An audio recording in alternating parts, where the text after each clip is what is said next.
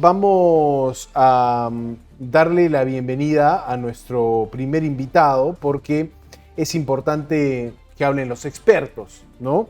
Y sobre todo, viniendo de un profesor universitario, un doctor en Derecho, como es el profesor Edgar Hernán Fuentes Contreras, profesor de la Facultad de Derecho e investigador de Polis Observatorio de Derecho Constitucional de la Universidad Los Andes de Chile. Y ya estoy acá con Edgar Fuentes Contreras para poder conversar sobre esta situación.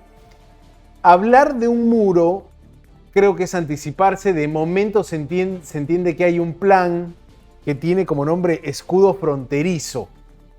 ¿Cómo ve, profesor? Le agradezco su tiempo, lo saludo desde Lima, Perú. Esta primera decisión del presidente Kast, digamos, de tratar de cumplir una promesa o acercarse a una promesa a los votantes que ven el tema migratorio como una preocupación en su vida diaria. Muy buenas noches. Buenas noches, Santiago. Feliz de poder compartir este espacio y bueno, saludo a todas las personas que nos están acompañando y que están siguiendo esta transmisión y este diálogo que vamos a sostener. Yo creo que es muy importante también contextualizar. En el fondo, esto que era una promesa de campaña por parte del actual presidente Kast también fue anticipado, sobre todo entendiendo que no era un asunto solo y exclusivamente, como a veces puede entenderse contra la migración, sino realmente es contra la delincuencia y sobre todo con situaciones de seguridad. La situación de seguridad, y no es una cosa que solamente sea exclusiva de Chile, sino también nos recorre a los distintos países suramericanos, ha estado bastante compleja y sobre todo por el crimen organizado, que en ciertos países no se tenían, digamos, las herramientas suficientes para poder implementar y poder solventar estas circunstancias. Entonces, al final, incluso si nos ponemos a analizar con bastante detalle, el hablar de escudo fronterizo está no vinculado realmente, digamos, con una política antimigratoria y que vaya a impedir a cualquier persona que quiera acceder a la frontera y al territorio de Chile, sino realmente a ciertos tipos de personas que pueden terminar afectando con esa soberanía y esa seguridad chilena. Claro, con esa precisión hecha podríamos decir que los migrantes en situación regular pues tienen total derecho y, digamos, ya todas las reglas establecidas para poder ingresar a países como Chile, como Perú, pero en la práctica lo que se ve más bien es una distorsión, un flujo que cambia mucho, ¿no? Un flujo que pasa de Perú a Chile, de Chile a Estados Unidos, de Estados Unidos a España. Es decir, ¿le parece a usted que todavía los gobiernos de América Latina van a tener que lidiar, por ejemplo, con una situación inestable, sobre todo en la movilidad de inmigrantes en la región? Lo que sucede es que en el fondo y también pensando un poco en esas barreras físicas de las que se han hablado por parte del gobierno chileno, están pensados no en cualquier punto o en cualquier lugar, no es realmente, digamos, en los centros oficiales de recepción de extranjeros a los países, sino realmente en las zonas que se han utilizado para el ingreso irregular al territorio. Claro, ¿Sí? en los pasos Y clandestinos eso, podríamos decir, ¿no? exactamente, esos pasos clandestinos que en el fondo también han sido medidas que se han tomado, quizás no necesariamente con barreras físicas o el impulso de barreras físicas, sino también con declaraciones de estados de emergencias en los distintos países. Entonces, con militarizaciones u otros tipos de elementos. Entonces, yo creo que también es importante para que las personas puedan entendernos que no es que se va a poner un muro necesariamente por donde normalmente la gente solía pasar con el cumplimiento de los requerimientos que se tienen dentro de los países en esa libertad, en esa soberanía. Y yo creo que una de las cosas muy interesantes es escuchar incluso al ministro de Relaciones Exteriores peruano dar una voz de tranquilidad y entender que es una situación donde lo más importante va a ser la gobernanza entre esa política binacional que van a tener los dos países para garantizar los derechos de las personas y sobre todo entender que no es una lucha con cualquier tipo de situación, no es la lucha con la persona que asiste o va al Perú o viene justamente a Chile, sino realmente esas personas que no cumplen con los requisitos, con los permisos que son solicitados, como uno esperaría que se hiciera dentro del margen de la regularidad en cada uno de los estados. Ahora, ¿cómo va a lidiar el presidente Kast? ¿Cómo le parece a usted que va a cumplir esta promesa de expulsar a lo que calculamos son unos 330.000 extranjeros indocumentados al día de hoy en Chile? ¿Cómo va a proceder con esta promesa de campaña, con este contador a cero que hacía mientras se acercaba el día de su asunción en el poder? Pero yo creo que también hay una cosa que hay que dimensionar.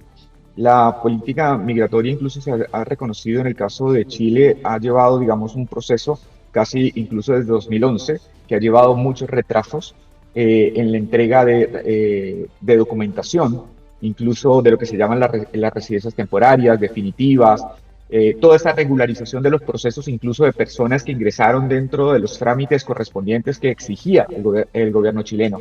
Y entonces, bajo ese tipo de circunstancias, yo creo que también uno puede entender por qué las primeras medidas que se toman son estos de escudo fronterizo, digamos, en sentido físico y barreras físicas. Porque obviamente lo que se quiere dentro del gobierno es primero entender cómo está la situación. Por eso incluso es bastante importante entender que se manda a hacer una auditoría total del Estado, especialmente en temas migratorios, cómo venían justamente otorgándose esos permisos para saber, porque hay un retraso bastante significativo. Permisos que deberían demorarse menos de 6 meses han demorado 2 años o incluso más. Entonces, claro, al final Chile tiene que entender que las medidas que se están tomando también van de acuerdo a las circunstancias y las posibilidades que se tienen. Y que las expulsiones que incluso promete o prometió en campaña Kast no quiere decir que sean inmediatas, sino implica también procesos con los otros países y la vía diplomática para poder agilizarla y poder llevarlas a cabo. Además que son documentaciones y procesos que no vienen y no fueron implementados por el presidente actual, sino que vienen incluso de manera anterior, en los gobiernos anteriores. Y es lo que normalmente hacen los países en este contexto. Correcto. Ahora, sería también interesante dar una perspectiva, aprovechando su especialidad, aprovechando el derecho constitucional, dar una perspectiva de cómo ha ido cambiando el muro, ¿no? Porque a fines de los 80 cae, o cómo ha ido cambiando el mundo, luego de la caída del muro, el mundo se presentaba más bien como un espacio, digamos, donde ya no eran necesarias esas fronteras físicas, esas barreras físicas, ¿no? Hoy más bien tenemos un Donald Trump en Estados Unidos que dice hay que construir un muro y lo convierte en un lema de campaña, un José Antonio Kast que dice hay que hacer una barrera física. Digamos, ¿a dónde está yendo esa línea que conduce a los mandatarios, ¿no? ¿A dónde está yendo esa mirada? Algunos dicen securitizar la agenda, ¿no? Algunos incluso hablan esto como rasgos de gobiernos autoritarios, pero más bien la ciudadanía a veces ve esto como están haciendo lo que deben hacer. ¿Cuál es el punto medio allí? Bueno, hay muchas cosas. Yo creo que si bien lo sucedió con Estados Unidos y ahora lo que sucede en Chile empieza a llenar la cabeza de las personas, las noticias, los diarios en general, pues no es una medida que solamente haya tomado Estados Unidos o Chile, sino también existen otros países que tienen medidas similares y que incluso dentro de contextos democráticos para garantizar sus fronteras. Basta con pensar, por ejemplo, el caso de España, justamente cómo hace las diferenciaciones en sus fronteras con Marruecos en territorio español que estaría ubicado justamente en el continente africano, pero hace parte de su territorio como Ceuta y Melilla, ¿sí? Entonces existen, digamos, antecedentes donde se demuestra también eso. Y si bien es cierto que justamente el mundo había girado después de la caída del muro de Berlín en 1989 y con la disolución de la URSS en 1991 había girado, digamos, a una idea de ampliación, de una globalización, de una ciudadanía global. También es cierto que eso también llevó un cierto tipo de circunstancias que no se contemplaban en ese momento. Y es que, por ejemplo, el crimen organizado, y llamémoslo así, un crimen que traspasa totalmente las fronteras y se vuelve transfronterizo. Y eso genera, digamos, otros tipos de medidas y otros tipos de reacciones.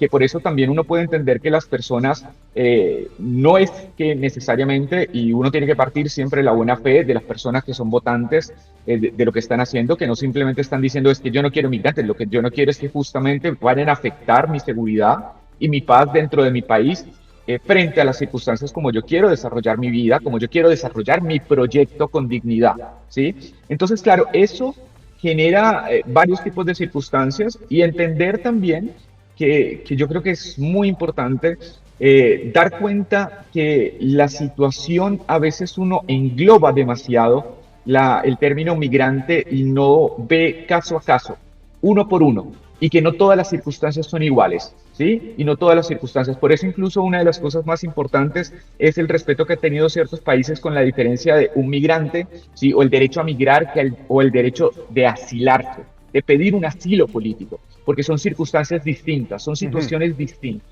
¿sí? Y yo creo que eso es lo que hay que resaltar y también dar una tranquilidad en el contexto latinoamericano, que obviamente esa tranquilidad no puede ser ajeno a crítica y ajeno a estar pendiente a las implementaciones que se vayan a generar en cada una de las actuaciones, pero que sí haya un diálogo constante y entender que no es una política ni contra Perú ni contra Bolivia, sino es realmente una idea de que exista también una conferencia internacional, como lo ha existido sobre migraciones en el contexto latinoamericano y sudamericano, y este diálogo binacional que puede fortalecer y beneficiar a los ciudadanos que queremos justamente tener una seguridad y presentar dentro de nuestras fronteras un libre desarrollo de la personalidad, una dignidad con lo que nosotros estamos llevando a cabo. Bien. Profesor Edgar Fuentes Contreras, gracias, profesor de la Universidad de los Andes, conectándose desde Chile, conversando con nosotros. Gracias, un gusto. Muchas gracias, un gusto y un saludo para todos.